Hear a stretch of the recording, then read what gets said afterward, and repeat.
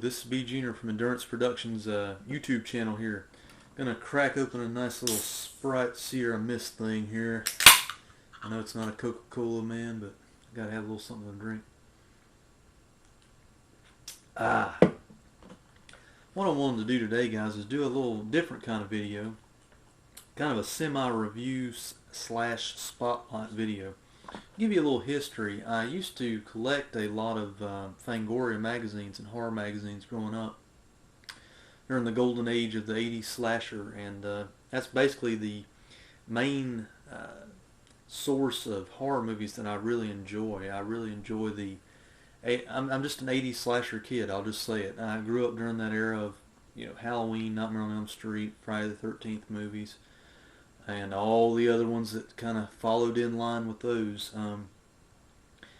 Recently, there's been all talk. I listened to the Dead Pit Boys over there talking about the new editor-in-chief, and I listened to their show about the guy that's taking over Fangoria now. And it's kind of raised my interest of horror magazines again. And I'm not going to run right out and get a subscription or anything like that, because right now it just seems kind of expensive for no more information than you might just get off the internet. But, which brings me to a recent purchase that might change my mind on it, guys. I've been buying Horrorhound here off and on. I haven't been buying every month issue and collecting or anything like that. Recent trip to the bookstore, my wife got her regular romance novels and things like that, and I found myself sneaking over to the magazine racks because I was curious to see not only some information on the new Nightmare on Elm Street remake coming out, but also just to kind of rekindle or check on horror mags and see what they're like right now with the new Fangoria, or the new magazine that is Fangoria. But I kind of found myself buying a couple Horrorhounds here and there.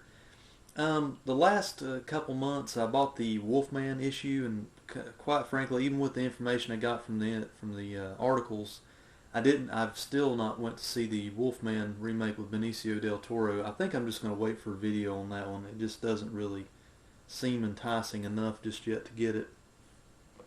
But guys, the whole point of this video is to tell you about the March-April edition of Horrorhound. If you are an 80s slasher child, if you came from that era, or if that is your favorite version of horror movies, the slasher or the suspense thriller based movies, guys, you got to get your hand on this issue. I just picked up Horrorhound March-April edition, and I gotta say, it's got Leatherface and a bunch of other favorites there, and kind of a painted with some tombstones underneath it with the logos from the title art and stuff. What makes this issue, and why I'm spotlighting this Horrorhound issue, is that hands down this is the best horror magazine issue that I've read in a long time. The reason why I say that, guys, this issue has got tons of stuff. If you're from that era, or if you like that mode of horror movie, this issue here has not only got highlights from the new Nightmare on Elm Street that I was kind of looking for, but it's also got, more importantly, some in-depth coverage of old 80s horror slashers. And I'm not talking about just Nightmare on Elm Street or Friday the 13th, guys. I'm talking about mainly, it pinpoints all the lesser known ones that either I haven't seen in a long time or have never seen and only heard of. What's great about this issue is it goes and does an A through Z sort of slash review slash retrospective, and takes the first letter of of each letter of the alphabet and uses that for a title of a lesser known horror movie, and it gives you some background on that movie or that type of film. So what I'm saying is, guys, if you can get your hands on this issue of Horrorhound, you can use it as sort of a semi-guide to finding a lot of those, getting information of a lot of the horror movies that you've probably never seen from that era. And if you're from that era like I am, you'll probably appreciate it and want to look into either Netflixing them or renting them, finding them anyway. Here it is, the A to Z of the 1980s slashers. And it just literally goes through all these great movies that I've ever heard about or just wanted more information about, and it tells you if they're on DVD, VHS, or what format they're most likely to be found on. And along the way, during this big article, it has some really interesting, they've got articles on the media brand VHS invasion. It gives you pictures of all the original cover art from all the VHS tapes. I mean, it's in memorabilia as well. As long as it's got all these little cool stand-ups and stuff that I remember seeing in the video stores that I never got my hands on. There's a Leatherface stand-up and a Nightmare on Elm Street stand-up. You would see these kind of standees on the counter of the local mom and pop video stores that they would get in with the VHS tapes and do as kind of like an advertisement. This is what the old media and other studios that released these horror titles, they had to do extra advertising once it hit the video market, because this was what it says here. It was a video invasion. During that time, I mean, that's when everything really started to shunt to the home video market, whenever VHS hit the scene and beat out Betamax. Here's some more VHS titles it shows along the way from Media Entertainment. It's just really great to kind of go back and you can sit there and go, oh man, I remember that Hell Night cover. I remember I had that tape right there. Yeah, and I remember this one.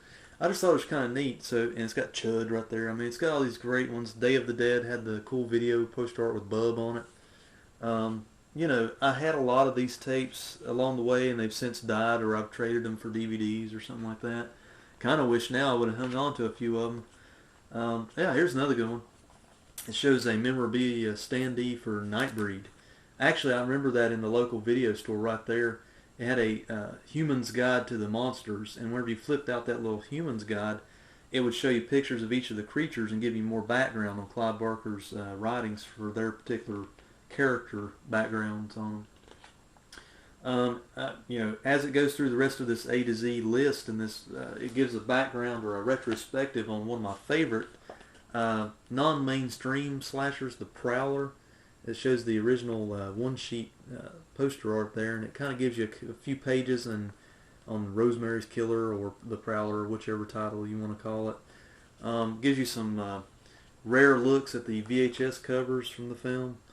I can't say enough about this issue, guys, and it's kind of raised my eyebrow and making me think about a possible subscription, either Horrorhound or some of these new ones, or the new revamped Fangoria. I'll probably hold off on that till I see how that magazine's going to go. But it's got other lists during that goes through this A to Z list. The quintessential slashers. It's got all the heavies from that time frame: Child's Play, Nightmare on Elm Street, Texas Chainsaw Massacre. It kind of ranks them: Prom Night, April Fool's Day. It goes through all kinds of background on the lesser known ones. That's what I really liked about it. It's even got some cool little articles on the composing screams, the sounds of the 80s slashers. It showcases some of the cover art from the LPs or cassette tapes or even CDs that coincided with the soundtracks of some of the best 80s slashers out there. The Burning, Friday the 13th Part 3D, Nightmare on Elm Street 3, just to name a few. It's got, you know, there's Freddy with all his records. It has the Fat Boys record, and it talks about DJ Jazzy Jeff and the Fresh Prince. Yes, Will Smith. They did a song, Nightmare on My Street, back in the day, and it talks about that. Alice Cooper, it's got him with the Jason Mask there when he did his stint with some Friday the 13th tunage. It has a Dan O'Bannon retrospective in there. We recently lost him in the last year or so. Guys, it's got American Psycho background. The rest of it's pretty much ads in the back here. But guys, get your hands on it. This has been my little quickie spotlight on Horrorhound March-April edition.